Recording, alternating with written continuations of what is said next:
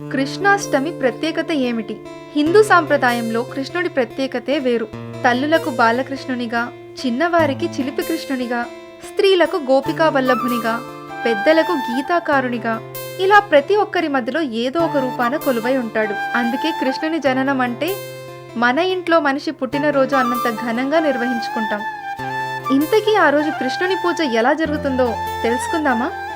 శ్రావణ బహుళ అష్టమి రోజున రోహిణి నక్షత్రంలో కృష్ణుడు జన్మించాడు. ఈ కృష్ణాష్టమి రోజు ఉదయాన్నే నిద్రలేచి అభ్యంగన స్నానం చేయాలి. గుమ్మానికి తోరణాలు, గడపకి పసుపు కుంకుమలు, పూజ గదిలో ముగ్గులు అద్ది పూజకు సిద్ధం కావాలి. ఆ బాలకృష్ణుణ్ణి ఇంటికి ఆహ్వానిస్తూ ఇంటి బయట నుంచి లోపలి వరకు కృష్ణుని పాదాలను ముగ్గుతో వేయాలి. ఇతర పూజలకు భిన్నంగా కృష్ణాష్టమి పూజను మధ్యాహ్నం 12 గంటలకు ఆరంభించడం ఆనవాయితీ. వీలైతే ఆ సమయానికే పూజ సాగేలా చూసుకోవాలి. కృష్ణునికి తులసి అంటే చాలా ఇష్టం. అందుకని పూజలో ఆచమనం చేసే నీటిలో తులసి ఆకులు వేసుకుంటే మంచిదని చెబుతారు. ఆయన ప్రతిమను కూడా తులసి మాలలో అలంకరించమని సూచిస్తారు. కృష్ణునికి పొన్ను చెట్టుతోనూ అనుబంధం ఉంది. వీలైతే ఆ పొన్ను పూలతో ఆయనను పూజిస్తే మంచిది. ఆయనకు ఇష్టమైన తెలుపు లేదా పసుపు రంగు పూలతో పూజించినా శుభమే. కృష్ణాష్టకం, కృష్ణ అష్టోత్తరం వంటి స్తోత్రాలను చదువుతూ పరిమళ భరితమైన పుష్పాలతో ఆయనను అర్చించాలి. కృష్ణాష్టమి రోజున ఉపవాసం, జాగరణ చేసే ఆచారం ఉంది. కాబట్టి కృష్ణునికి కూడా సాత్వికమైన ఆహారాన్ని నివేదిస్తారు. వడపప్పు, పానకం, పళ్ళు వంటి నివేదనలు సాధారణం. వీటితో పాటు ఆయనకు ఇష్టమైన పాలు, వెన్న, మీగడను కూడా ప్రసాదంగా సమర్పించవచ్చు. మరికొందరు బాలింతలకు పెట్టే మినప్పిండి, పంచదార కలిపి పెడతారు. కృష్ణుడు అప్పుడే జన్మించాడు కాబట్టి ఆయన తల్లిని బాలింతరాలుగా భావిస్తూ ఈ ఆచారం మొదలై ఉండొచ్చు. చలికాలానికి శరీరాన్ని సిద్ధం చేయడం కూడా ఈ ప్రసాదం వెనుక పరమార్థంగా కనిపిస్తుంది.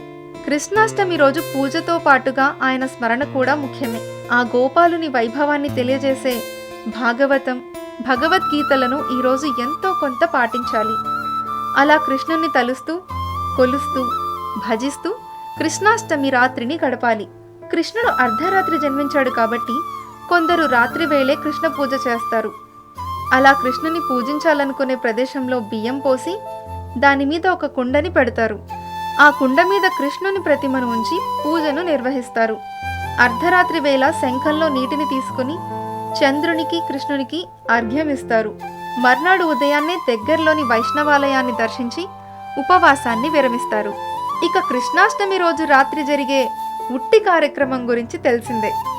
బాలకృష్ణుని చిలిపి చేష్టలు తలుచుకుంటూ పాలు, పెరుగు, వెన్న, అటుకులు, పళ్ళు లాంటి పదార్థాలను ఉంచిన ఈ ఉట్టిని కొడతారు.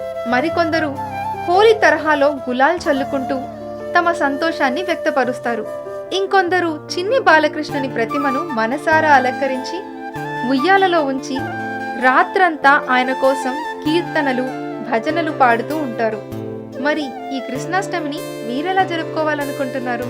మరిన్ని డివోషనల్ కంటెంట్ కోసం మా ఛానల్ని సబ్స్క్రైబ్ చేసుకోగలరు. ధన్యవాదాలు.